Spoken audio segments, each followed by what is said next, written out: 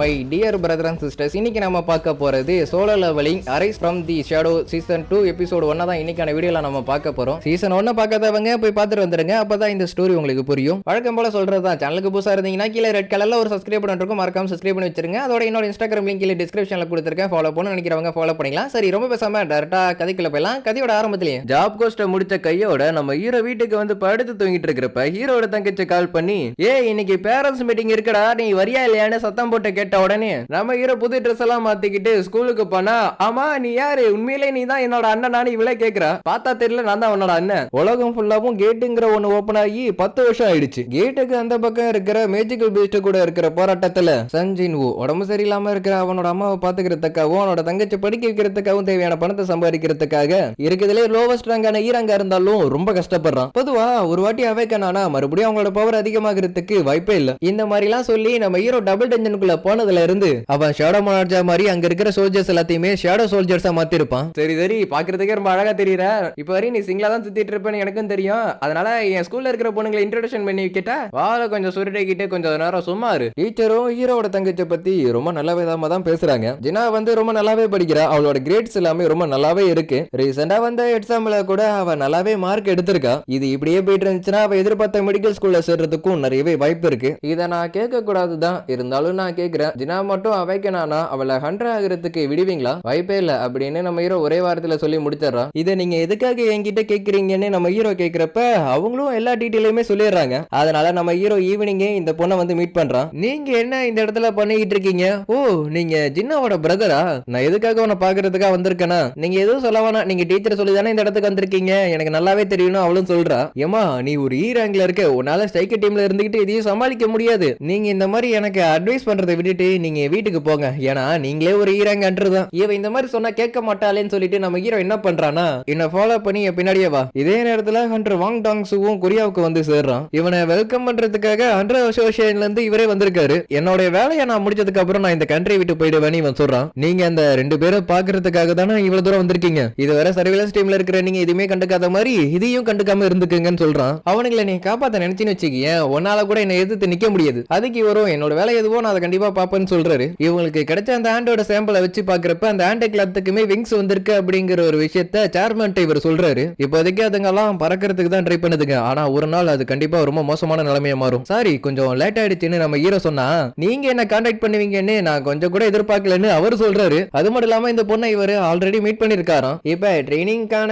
வேலை தான் போயிட்டு இருக்கு, நீங்களும் சரியான இடத்துக்கு வந்திருக்கீங்க, இந்த பொண்ணையும் கூட கூட்டிட்டு போறீங்களான்னு இவர் கேட்க நம்ம ஹீரோவும் அதுக்கு ஆமான்னு சொல்றான். இவங்க நின்னுகிட்டு இருக்கிற இடத்துல ஒரு சீராங் கேட் இருக்கு. என்ன எல்லாரும் பேசிட்டு இருக்கீங்க, நம்ம ஒண்ணு இந்த இடத்துக்கு பிக்னிக் வரலான்னு ஒருத்தன் சொல்றான். யாரு இவனு நம்ம ஹீரோ கேக்குறப்பதான் தெரியுது. இவன் பேர் கின்சாங், ஒரு ஏராங் ஹண்டர், டேங்கர்னு கூட சொல்லலாம். என்ன ஏராங்கான்னு நம்ம ஹீரோ லைட்டா ஆச்சரியப்படுறான். அது மட்டும் இல்லாம இவன் கூட்டிட்டு போக போற டீமோட லீடரும் இவன் தான். ஆனா இந்த கிமோ எனக்கு ஏராங்கன்ற பார்த்தாலே பிடிக்காதுன்னு சொல்றான். ஏராங்ல 1, பி ரேங்க்ல 5, சி ரேங்க்ல 2. கடைசியா ஹீரோவையும் அந்த பொண்ணையும் சேர்த்து 10 பேர் இந்த டஞ்சனுக்குள்ள போக போறாங்க. இவ்வளவு தூரம் நம்ம ஹீரோ இந்த பொண்ணை கூட்டிட்டு வந்ததுக்கான காரணம் எப்படியாச்சும் இந்த பொண்ணு மனசு மாறுவான்ங்கிறதுக்காக தான். ஆனா இந்த இடத்துல இவ்வளவு பேர் இருக்கிறதுனால அவ கண்டிப்பா மனசு மாறுறது ரொம்ப கஷ்டம். புதுசா வந்தவங்களுக்கு கொஞ்சம் வாய்ப்பு கொடுங்கன்னு இவர் நம்ம ஹீரோ கிட்ட வந்து சொல்றாரு. சரி, நீங்க சொல்ல வரது எனக்கு புரிஞ்சிருச்சு பிரதர், வாங்க நம்ம உள்ள போகலாம், நீ முன்னாடி போ, பின்னாடி நானும் வரேன். இவங்க 2 பேரும் அந்த கேட்டுக்குள்ள என்ட்ரு ஆனதுக்கு அப்புறம் தான் நம்ம ஹீரோக்கு ஏதோ தப்பா பட ஆரம்பிக்குது. இவங்க வந்த கேட்டு அப்படியே அது ரெட் கேட்டா மாற ஆரம்பிக்குது. ஹீரோ அந்த பொண்ணோட கையை பிடிச்சிக்கிட்டு எப்படியாச்சும் வெளில கூட்டிட்டு போயிடலாம்னு பாக்குறான், ஆனா முடியல. வெளில இருந்த வெறும் அசால்ட் மோடே இருங்க, தனியா பிரிஞ்சு போயிடாதீங்கன்னு சொல்றாரு.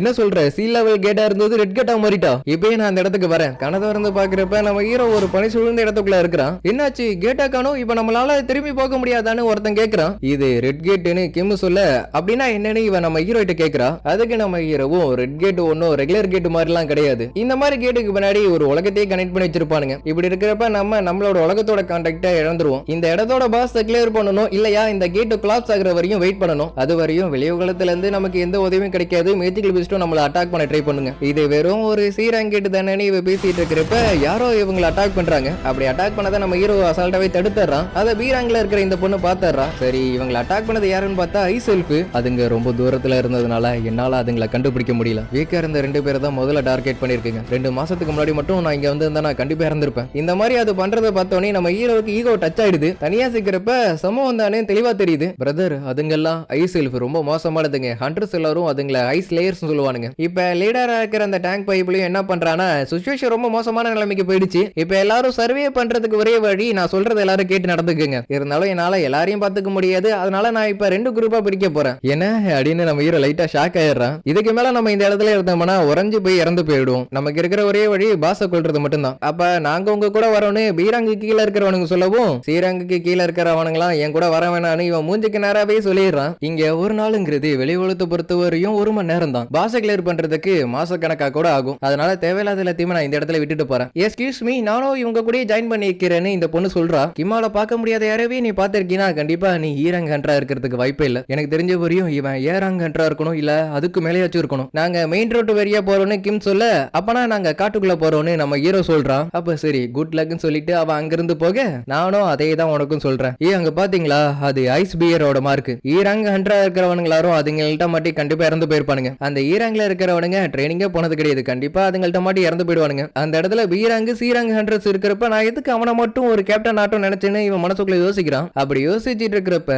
இவங்களை அட்டாக் பண்றதுக்காக அந்த இடத்துக்கு நிறைய ஐஸ் பியர்ஸ் வருதுங்க. உங்களை காப்பாத்திக்கிறதுக்கு ட்ரை பண்ணுங்கன்னு இந்த கிம் சொல்றப்ப ஒரு பியர் இவன் அட்டாக் பண்றதுக்காக வருது. இவன் ஒரு ஏராங் ஹண்டரா இருக்கிறதுனால இவன் அட்டாக் பண்ண வந்த அந்த பியரை இவன் அசால்ட்டாவே கொண்டாடுறான். இருந்தாலும் நிறையவே இவனுங்களை அட்டாக் பண்றதுக்காக வருதுங்க. கொஞ்சம் இருங்க, இப்ப நம்ம ஐஸ் பியரோட டெரிட்டோரிக்குள்ள வந்திருக்கோம். அதனால இது ரொம்ப ஆபத்தான ஏரியா, வாங்க திரும்பி போயிடலாம்னு இவ சொல்றா. இல்ல நம்ம இந்த ஃபாரஸ்ட்குள்ள தான் போகணும்னு நம்ம ஹீரோ சொல்றான். ஏன்னா ஐஸ் பியரோட டெரிட்டோரிக்குள்ள நமக்கு ஐஸ் பியர் மட்டும் தான் பிரச்சனை. ஸ்மார்ட்டா இருக்கிற ஐஸ் எல்ஃபை விட இதுங்க எல்லாமே ரொம்ப வீக் தான். இந்த இடத்துக்குள்ள நிறைய ஐஸ் பியர்ஸ் இருந்துச்சுன்னா ஸ்ட்ராங்கான பீஸ்ட் எதுவுமே வராது. இந்த மாதிரி சொன்னதுக்கு அப்புறம் தான் நான்லாம் இதெல்லாம் யோசிக்கவே இல்லையேன்னு இவ சொல்றா. இந்த கிளைமேட் ரொம்ப கோல்டா இருக்குன்னு சொல்லிட்டு நம்ம ஹீரோ அவனோட இன்வெர்டரை ஓபன் பண்ணி போட்டுக்கிறதுக்கான சுற்றெல்லாம் எடுத்து கொடுக்க இவங்க எல்லாரும் ஷாக் ஆயிடுறாங்க. ஏன்னா ஹை ரேங்க்ல இருக்கிற கண்ட்ரோல கூட 1-2 பொருளை மட்டும் தான் இந்த மாதிரிலாம் வச்சுக்க முடியுமா பிரதர், நீங்க உண்மையிலேயே யாரு தான் அப்படின்னு இவன் நம்ம ஹீரோவை பார்த்து கேட்கிறா. நான் தான் அவனை இங்க கூட்டிட்டு வந்தேன், அதனால அவனை பாதுகாக்க வேண்டியது என்னோட பொறுப்பு. அதே தான் அவங்க 2 பேருக்கும். இந்நேரத்துல ஒரு ஐஸ் பேர் இவங்களை அட்டாக் பண்றதுக்காக வருது. பார்த்த நம்ம ஹீரோவும் அவனோட டைட்டில சேஞ்ச் பண்றான். இதை கம்ப்ளீட்டா சீல் அடிச்சு நம்மளால இப்ப எதுவும் பண்ண முடியாது. லக் இருந்தா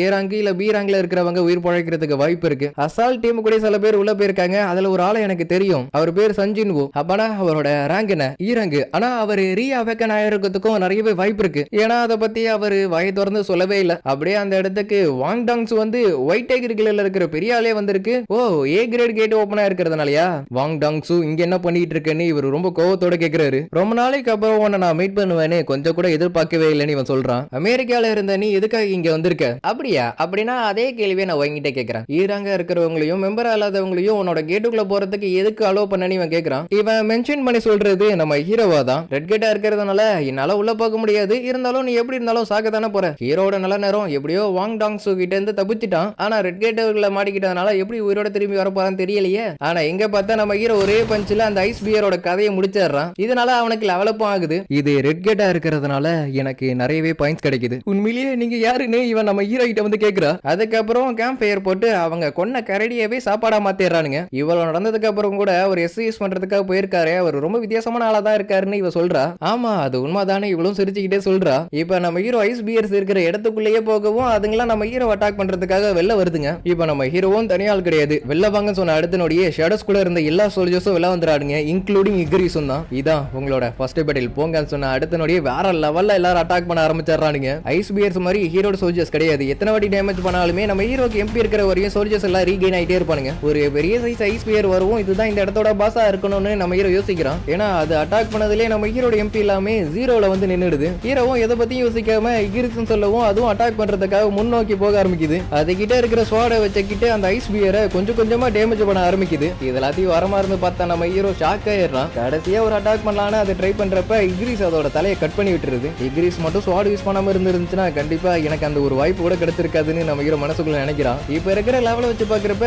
2 பேரும் ஒரே ஈக்குவல்ல இருக்கிற மாதிரி தெரிஞ்சாலும் இப்பயும் இவன் என்ன விட ரொம்ப பவர்ஃபுல்லா தான் இருக்கிறான். சின்னதா ஒரு பாராட்டு, நீ நல்ல வேலை பார்த்திருக்கேன்னு. அப்படி இந்த பக்கம் பார்த்தா இவனை தவிர இவனோட டீம்ல இருக்கிற எல்லாருமே செத்துட்டானுங்க. இதுக்கு வாய்ப்பே இல்ல. ஒயிட் டைகர்கள் ஒரு எலைட் மெம்பர் ஆக வேண்டியவன். என்னோட முடிவு இந்த மாதிரிலாம் இருக்க கூடாது, நான் இதை ஏத்துக்கவே மாட்டேன். ஆனா இது எல்லாத்தையும் பார்த்துட்டு இருந்த ஐசெல்ஃப் என்ன பண்ணுதுங்கன்னா இவனை பயமுறுத்தி ஓட விட்டு வேட்டையாடுறதுக்கு ட்ரை பண்ணுதுன்னு நினைக்கிறேன். இங்க இருக்கிற ஐசெல்ஃபோட பாஸ் அந்த இடத்துக்கு வர மாதிரி காமிக்கிறானுங்க. இந்த இடத்துல இந்த எபிசோடு முடியுது. சோ கைஸ் இந்த எபிசோடு பிறந்து மறக்காம கீழே கமெண்ட் பண்ணுங்க. நெக்ஸ்ட் எபிசோடு எதிர்பார்த்த மாதிரி தான் வேற லெவல்ல இருக்க போகுது. மானுவால இருக்கிற சில விஷயத்தை இவனுக்கு ஸ்கிப் பண்ணிட்டானுங்க. ஏன்னா அதெல்லாம் தேவையில்லைன்னு நினைக்கிறானுங்க போல. ஆனா நான் கூட ஆட் பண்ணல. ஏன்னா அதெல்லாம் தேவையில்லாத சீன் தான், அதனால ஆட் பண்ணல. சும்மா விளையாடு தான் சொன்னேன். ஏன்னா அதெல்லாம் அந்த அளவுக்கு முக்கியம்லாம் கிடையாது. சரி இருந்தாலும் ரொம்ப முக்கியமான விஷயத்தை எல்லாத்தையுமே சின்ன சின்ன டைலாக்ல சொல்லி முடிச்சிட்டானுங்க. அதெல்லாத்தையும் வரப்போற எபிசோட்ல கண்டிப்பா பாப்பீங்க. இதுக்கு மேல ஃபோன்ல பேசி உங்களை டார்ச்சர் பண்றதை விட்டுட்டு நான் உங்களை அடுத்த எபிசோட்ல வந்து பார்க்குறேன். பாய், see you, take care, bye, love you all, see you again.